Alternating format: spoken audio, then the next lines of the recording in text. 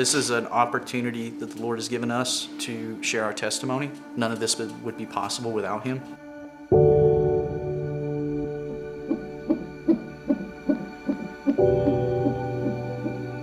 The moment we found out we were having twins, we were so excited. Everything was great. Pregnancy was wonderful. Honestly, I loved being pregnant.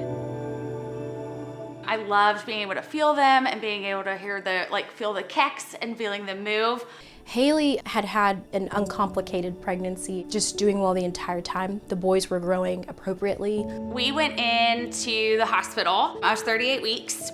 During her labor induction process, we also discussed her new diagnosis of preeclampsia, which is hypertension in pregnancy that we often see in the 3rd trimester and beyond.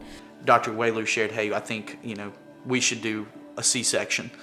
We're starting to see some difficulties with Lofton and his heart rate and some irregularities, and can see he's in distress, and it's not getting better. Immediately noticed that she was kind of coming in and out of some consciousness, almost like turning on a light switch and turning it off. My gut was like, we're not okay. Lofton baby A was the first to come out, and he was who suffered the most trauma through all of this. And so when they put him down on the table and I saw his color, within that same moment, someone hits the code blue, start to provide life-saving care. Ledger comes out right behind him, but in the middle of all this, praying that everything's gonna be okay, but at the same time, I'm thinking I'm gonna be bearing a child.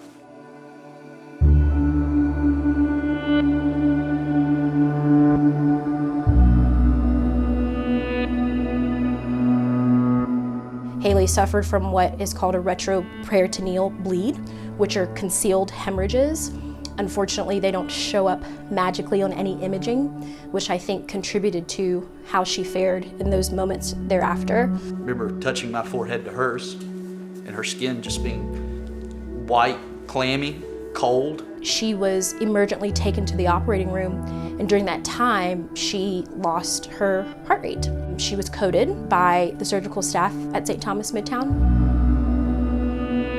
I myself was there with one of my partners who were in the room performing chest compressions. As I shared with Lofton, thinking there was a period of time where I would be bearing a child, I also thought I might be bearing my wife.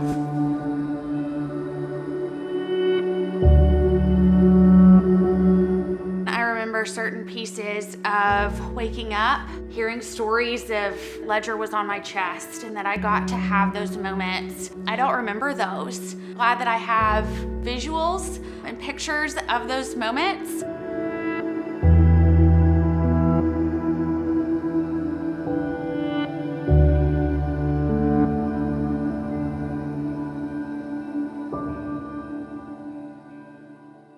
They're truly beautiful.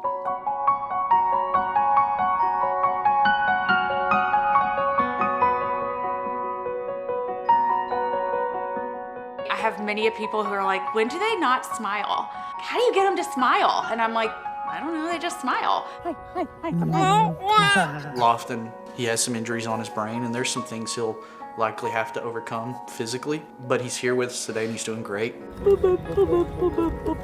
I don't think there's enough thank yous that could go around. The nursing staff that I got to experience at Ascension Saint Thomas Midtown, they were able to love on me in ways that I couldn't. When you go through something that traumatic, those who are there with you, like Dr. Rewelu, for example, our church family, the other doctors, nurses, the other medical professionals, our family, you can't not build a special bond with those people. Though the support that we have at Ascension is phenomenal, from the staff, the physicians, my colleagues, was exceptional, I don't believe that it was anything other than divine intervention. Because what she went through are things that are rather unimaginable for people to survive from, for her child to have survived from.